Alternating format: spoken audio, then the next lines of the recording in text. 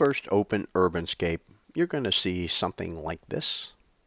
Basically, all the buildings are in outline, and that's because the entire file is set to hidden line. And I've gone in and put display tags on the sky and the clouds and the ocean and some other things, so at least you can see those in color and get some idea of what's going on.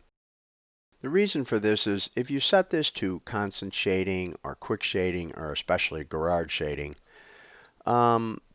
viewport manipulation becomes very difficult because Cinema is trying to preview in real time all these building textures, many of them overlapping.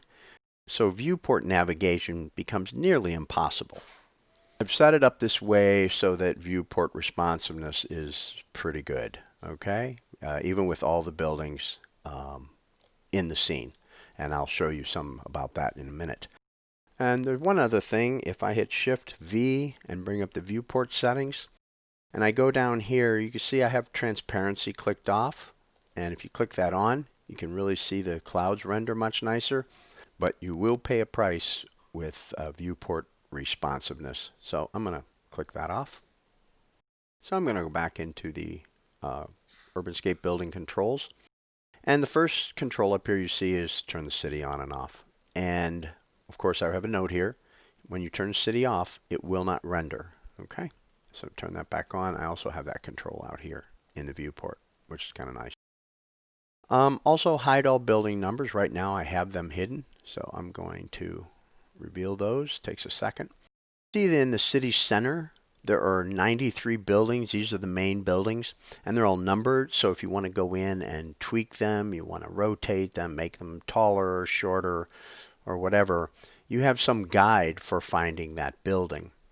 Of course, sometimes seeing those numbers can be tricky. So here's something that I got in the habit of doing. Let's say that you've set your camera up. This is the view you want. You've made it active, and you put a protection on it. And now you've gone about, you want to work on your scene some more. You're going over here. Maybe you needed to look for where the sun was. Okay, and you're over here somewhere.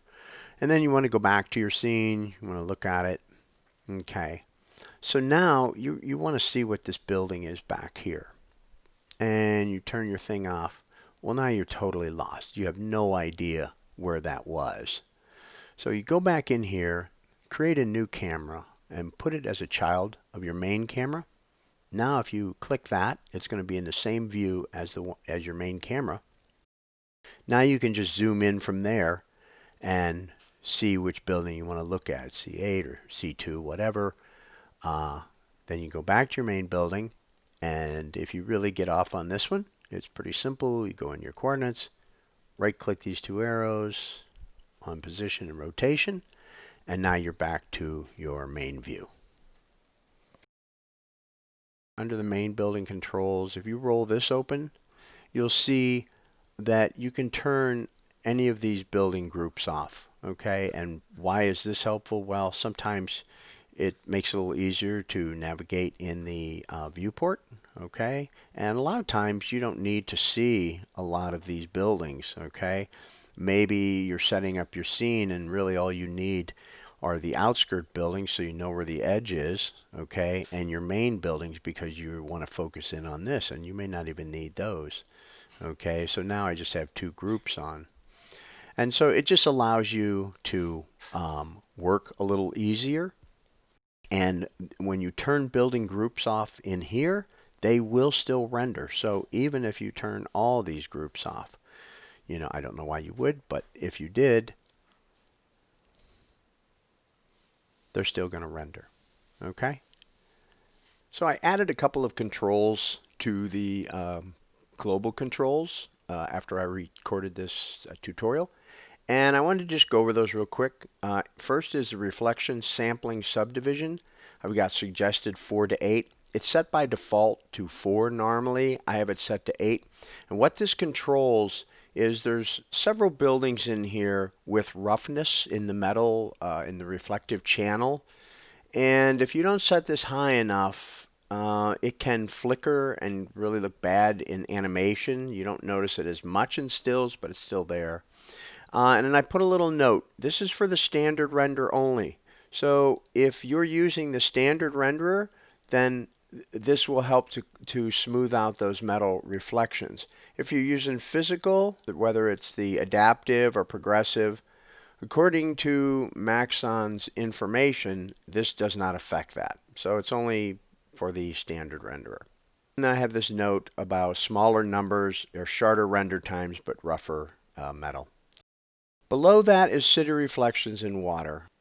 So let's go ahead and render this water.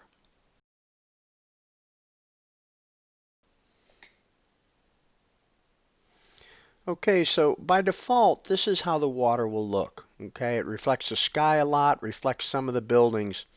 And if you look at photos of large bodies of water with cities and that, unless it's like super calm, it has more of this look. You know, you don't get these buildings reflecting, into the water like you would in say, a small pond or something. So if we go back to this, let's turn this on and just give this mirror-like reflections. Give this another quick render.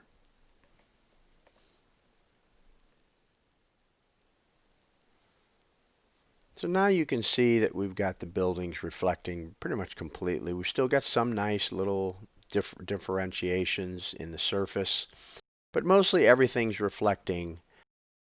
Okay, so now in order to affect those reflections so they're not quite as sharp, let's go into the environment controls, and under the ocean, there's this top control that's called ocean wave intensity, and I've also put in parentheses blur reflections. So right now it's at zeros, but let's put it at 2 and re-render this to see what it looks like.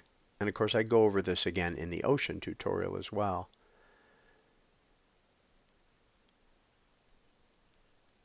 And now you can already see how these reflections are much more broken up and probably a little more realistic looking.